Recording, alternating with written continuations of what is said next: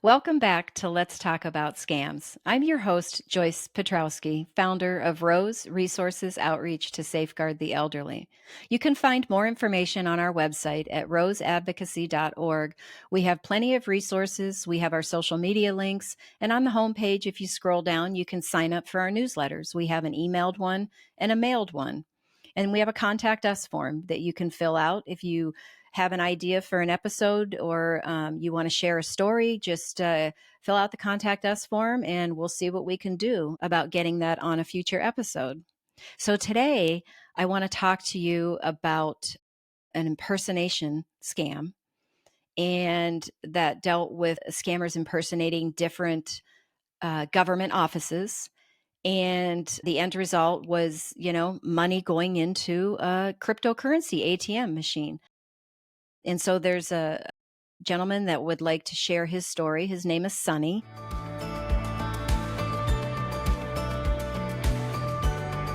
So, hi, Sonny. Thank you for being willing to share your story with us today. Could you give us some background on what happened, the scam situation?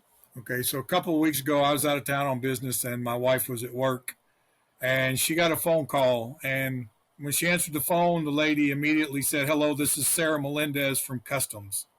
Gave a badge number, gave a case number, and asked, for her by name. And she said, "Yes, this is her." And she was informed by this customs agent that her identity had been stolen and that packages were addressed to her that were crossing the border in Texas with drugs, drug paraphernalia, and tens of thousands, maybe even $100,000 in cash. And they were addressed to her.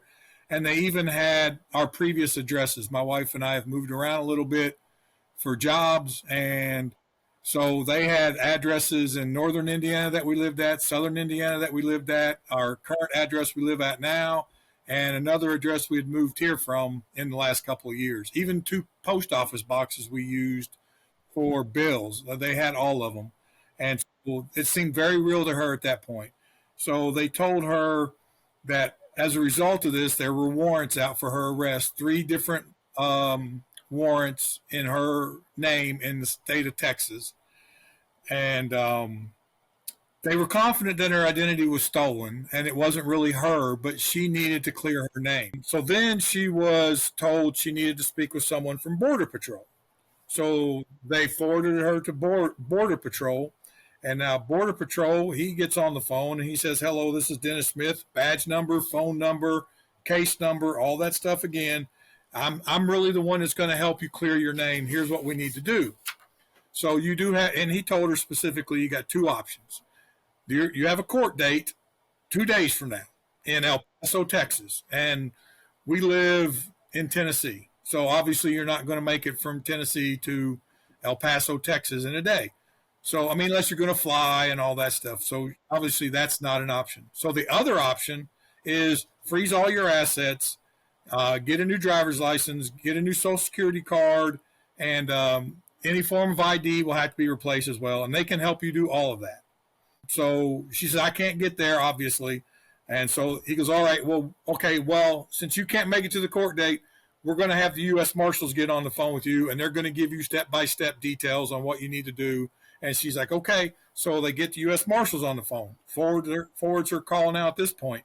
And so now she's talking to the U.S. Marshals, and the guy gets on the phone, and this name isn't a common name, so that really made it seem more real, right? Got it. So he says, "Hello, this is John Gardenson," and he gave a technical term. She couldn't recall exactly what he used, some legal term for helping her out.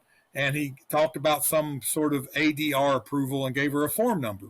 Okay. And that's when he went into the detail about the multiple account. Even there's multiple bank accounts with your name on them now in and around El Paso. So that's when it gets into okay, here's what we need you to do. We need to protect your assets and at the same time verify that, because we genuinely believe it's not you, but we need to verify it's not you. So we need you to freeze your assets. And in order to do that, we need you to go withdraw all your cash from your checking and savings account. She goes, and at the whole time she's on the phone, she's driving to the bank, and they're not letting her think, right? Like the whole process is don't ever get a chance to collect your thoughts.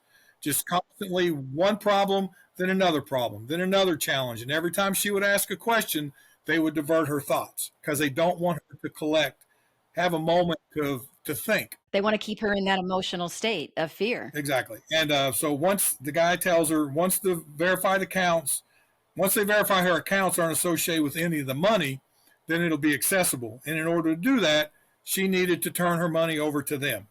So once it was completed, once all this was done, that they would send a marshal to our house the next day with new Social Security, new IDs, and the money.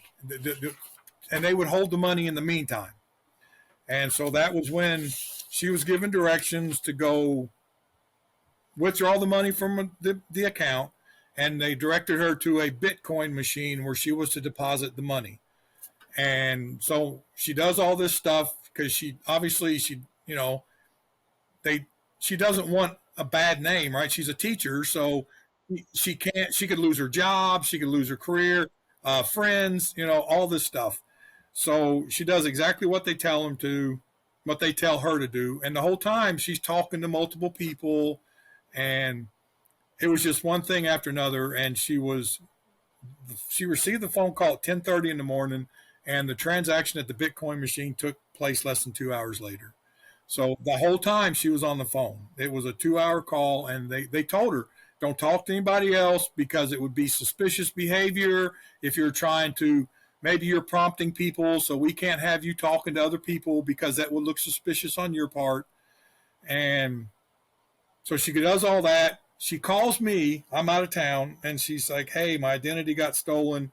And I said, okay, that sucks, but we'll figure it out. And like I say, I was a couple hours out of town at business meetings. And I said, we'll figure it out. And she talks me through what she did about having to close the accounts. And at no time did she tell me that any transactions took place. She just said she had to close the accounts. So she gets home, and my mother's living with us, and so she spoke with my mom, and my mom could tell she was really upset about something. And so they talked, and she told her what happened, and my mom said, because now my mom's got a clear head, right? She's not gone through all this stress. So my mom says, that sounds a little fishy. Let me make a phone call. And I got an uncle that works for customs up in D.C. And my mom called him, and he immediately said, go back to that machine right now and try to cancel that transaction. But, it was too late. But they did. They got in the car and they drove back to the machine. And that's when she realized it was all a scam and a lie. Oh, jeez. Oh, that's awful. I am so sorry that she had to go through that. But that contact. So you said she got a phone call, right? So that unexpected contact, At work. but they impersonated some respectable government companies, right? And who knows if Sarah Melendez really works for customs? You just don't know. But sometimes, even with the government, organizations, they'll have pictures of people and their names on the website, is what department they're in and all that. So it's easy to find, and it makes it easier for the scammers to be able to impersonate. Anybody that got that call would be scared. Oh my gosh, there's packages in my name that have drugs in them, that have all this cash in them, and there's bank accounts in your name, and they're talking about, fraudulent activity. And all you can do is think about, I don't want to go to jail. I don't want to go to prison. This isn't me. I need to fix it, right? You're in that emotional state. And that's exactly what they do. That's the second part, is that creating that compelling reason to act. That was them putting her in that emotional state of fear. And, you said they kept her on the phone the whole 2 hours throughout the whole process. Yes. Because, a lot of times you go to the bank to get the money out or close the account, whatever it is, a lot of the times the bank teller will ask you, well, why are you closing your account? What's going on? And sometimes, the bank tellers, right? You have a relationship with them. And so they start asking questions, and, so scammers are really good. You can't talk to anybody else because that's going to look bad on you, and all of that. And so they don't just call, give you that reason, hang up and say, call me back when it's done. They want you on the phone so they can keep you exactly where they want you. And like you said, she started to ask questions, right? They immediately just turned it right back to where they wanted her, which is in that emotional state of fear, because they wanted her to get the money, get to that Bitcoin machine as fast as possible and put it in there. They dictated the conversation from the minute she picked up the phone. They had a plan, Exactly. and she didn't. Exactly. And she's not the only one. Thousands, of people do the very same thing. And the big thing is it's the emotions, right? You're in a rational state, you're in an emotional state. Well, when you're in an emotional state, it's hard to pick up on these red flags, right? You're not going to think to yourself, well, customs is calling me and now all of a sudden they can just transfer to border patrol and now they can transfer to the US Our Marshals. government's not that efficient. I'm glad you said that. And so you don't see those red flags. And then it's like, well, wait a minute. The government isn't going to ask me to put money into a Bitcoin machine. When is the government all of a sudden people paying their fines in Bitcoin, right?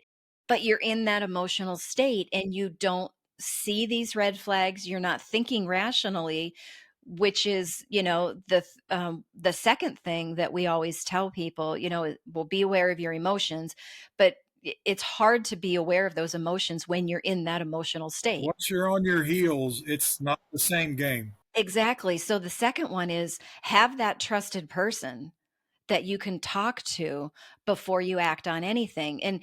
And that's again harder to do because you're in that emotional state. And so if you don't have it ingrained in your mind to talk to that trusted person, you might not think about it unless she was right there with your mother, right? To where your mother heard everything going on and could say, wait a minute, stop, stop, stop. Let me call my uncle, which is why we tell people, you can't just like listen to our presentations once. This is a reoccurring message that we have to continually talk about. Oh, yeah. And it's not to scare people. It's not to have everybody like look over their backs, always wondering if someone's trying to get something from me.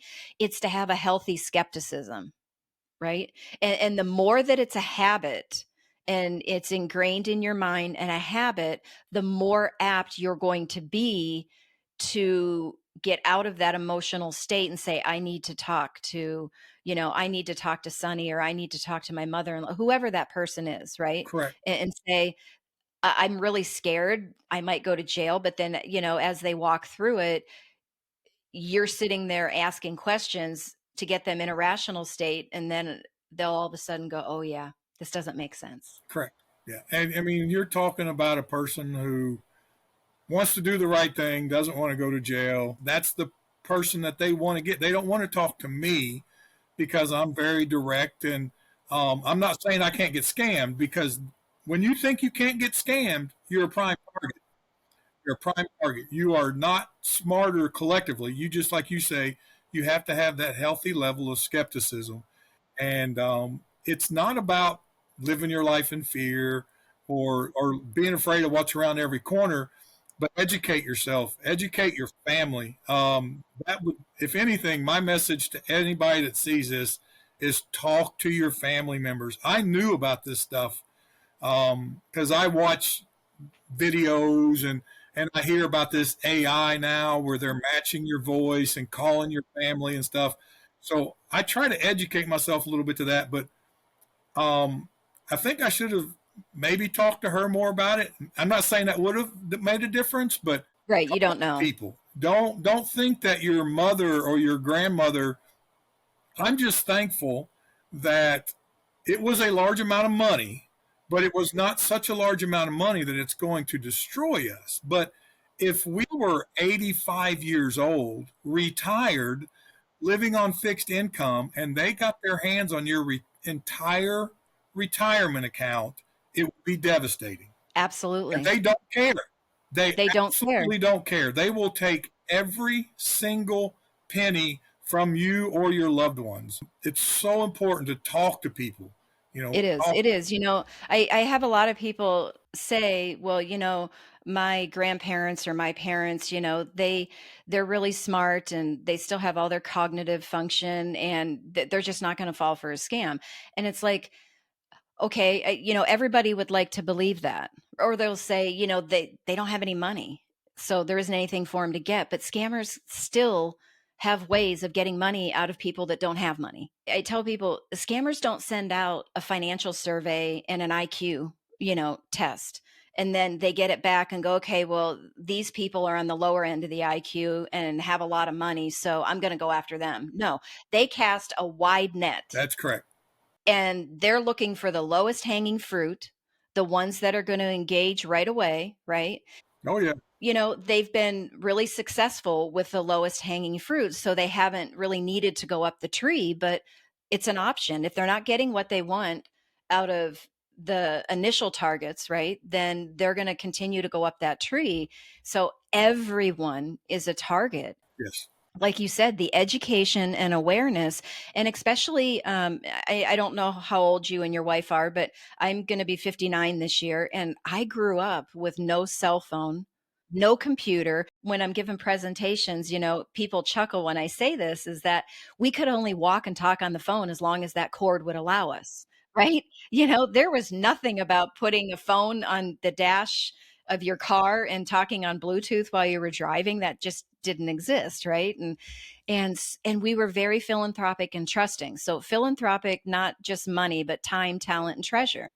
And very trusting people. You just trusted people that they had your best interest at heart. And you carry that into today's world. I think you said earlier, a perfect storm. Oh yes. It's not that older adults can't protect themselves. They very well can. It's all in education, awareness, giving them the tools on a regular basis. It's not just I'm going to come listen to this once and get my information and I'm going to be fine. The IRS scam's been out there for a long time, years and years and years. Well, they've changed it up. The scammers have. And so if you're not falling for the initial, I'm from the IRS and you owe back taxes, it's like, I'm going to put an arrest warrant in with whatever police department, and you're going to get arrested. And then the next phone call you get, they've spoofed the name and it says whatever police department, I've got an arrest warrant from the IRS. Now you're scared. Oh my gosh, I really do owe this, I need to pay it over, right? They change their techniques. They're just really good at what they do. And they have a team of people against you. Exactly, exactly. They do, because there were three different people that your wife talked to. It wasn't just one. They go into this with a plan. You're sitting at a cafe, or you're sitting at work, or you're sitting on your computer playing a video game or something, and bang, you get this phone call, and now all of a sudden your life is turned upside down. You are not thinking clearly, and they have a team of people to guide you down that path. They know what you're going to say, and they're ready for it. They've anticipated what you're going to say, and like you said, they are ready with answers and the way to keep you on that path that they want you on, not to have you veer off, by asking questions, by wanting to talk to somebody. And another thing, I've actually heard when I've been out talking to some older adults is like, well, I don't, it's rude to hang up on people. Well, yes, that's the way we were taught. My response is, they're being rude to want to steal all your money or to steal your identity. So don't worry about being rude on hanging up on them. And if it's important enough, they'll call you back. Hang up, call somebody else and say, hey, am I thinking clearly? And if it's important enough, they'll call you back. One thing, you talk about the things that, you're not thinking clearly. When have you ever heard, unless you're a celebrity, when have you ever heard of the police calling you and saying, hey, we got a warrant out for your arrest? They show up at your door, right? That's the reality of it. But In the moment, right. That's exactly right. I've said that to people before, and they chuckle at that too. The police, they know what vehicle you drive, they know where you live. They are not giving you a heads up if they're going to come arrest you. But again, you're in that heated moment, right? correct. You're not thinking clearly. And Oh, I think she may have spoken to someone from the Treasury Department as well. The Treasury Department can look at your stuff. yeah, they can. I mean, if they could get a warrant, and they can do a search through all of your finances and know where every penny came from, especially with today's technology.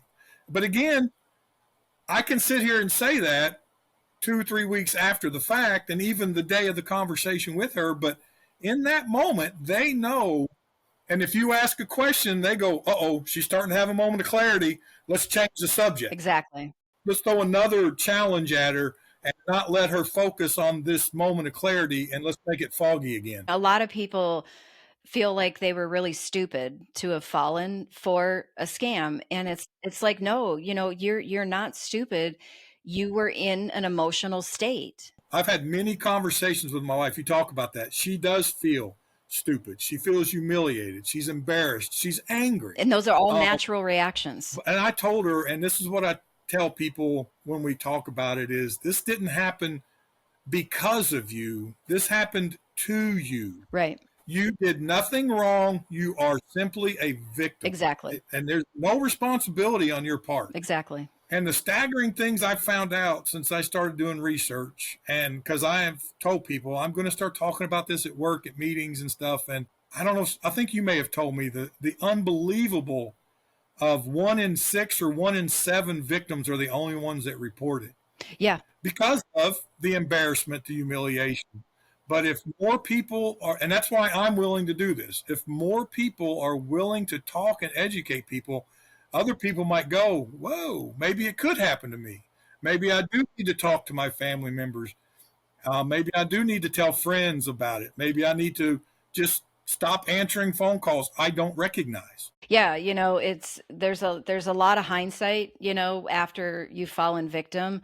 But the good thing is that there is organizations out there like Rose, that has a lot of resources and information for people. That's how I found you. I got home that day and I sat down and had a conversation with my wife, because I didn't get home till the day after it happened. Yeah. She's still very upset, very shaken at that point, and I kept telling her, "I'm not mad at you. I am extraordinarily angry, but that anger is not at you. It's at the people who are willing to do this to innocent people." So I told her, I said, "What we're going to do, and maybe at some point she'll get to the point where she's comfortable talking about it too. I'm going to educate myself as much as I could." And I started doing research, and I found your organization, and I said, "Wow, I like what I see here. I like this." And I even, I sent you an email asking you about resources. I was so excited to find you. I just immediately fired off an email. And then I was like, wait a minute, let me dig on the website. And I found all the resources. You didn't have to send them to me. So, and I'm sure there's more out there. I'm definitely going to get involved in any shape, form, or fashion that I can, because I told her, I said, if nothing else, we can make some good come out of this. If I'm able to educate just one person, if one person doesn't get scammed because of our experience, then I'll count it as a win. Yeah, absolutely. And then you have that spider web, right? You help somebody else, they help somebody else, they help somebody, right? It just keeps spreading. So, yeah, absolutely. Well, Sonny, thank you so much for being willing to share your story. And again, I'm so sorry that you and your wife had to go through this ordeal. But I'm very thankful that you both were in agreement to share the story, because you're right. It makes it more personal, and it helps other people, I think, understand, oh, this is a real person. This happened to them. I really should get more educated on this. My pleasure. Obviously, I wish it didn't happen, but I'm going to try to make some good come of it. That was a lot of information. And Sonny and his wife's story, that just is awful. But you see how we've talked about before, that anatomy of a scam, those 3 parts of a scam. That first one was the contact, the call on the phone, and putting her in that emotional state of fear when they started talking about that there were packages that they had intercepted that had drugs and lots of money in it. They were in her name, and that there were these fraudulent bank accounts that were set up in her name. And they ended up transferring her. I think they went through 3 or 4 different government offices, like the Customs, and then Border Patrol, and then the U.S. Marshals. And I think he even said it was the U.S. Treasury. Now, these are respectable government organizations that people believe when they think they're on the phone with them. But the scammers using that taken advantage of those respectable government organizations and impersonating them, and then putting her in that emotional state of fear where she's not thinking, rationally, and so she's more apt to do what the scammers want her to do. And even when she tried to ask questions, they were like, nope, and they got her back on where they wanted her, the path they wanted her on. And just all of the emotional stuff that she had to go through. Please, share this information with your friends and family, because this happens all the time. It happens to thousands, if not millions of people. So please share this information. And you can get a lot more information and resources on our website at roseadvocacy.org. And we want you to continue to have these conversations. We talked about this. A conversation one time is great, but you need to have these continual conversations, because it's a healthy skepticism is what you're looking for. You don't want to always be in fear that someone's out to get you, but that healthy skepticism. And the more you can make that a habit, make it second nature, it very well can help you when you do get that phone call or that email, and you're starting to engage, with someone that is a scammer. Having that healthy skepticism is going to help you take a second look at it and slow down and stop and go talk to your trusted person and want to verify before you trust who it is you're talking to. So again, please share this information. You can go to our website at roseadvocacy.org. You can find more resources. You can sign up for our newsletters. We do them via email and in the mail. And you're going to want to click subscribe, because you're not going to want to miss another episode. Thank you for joining me today.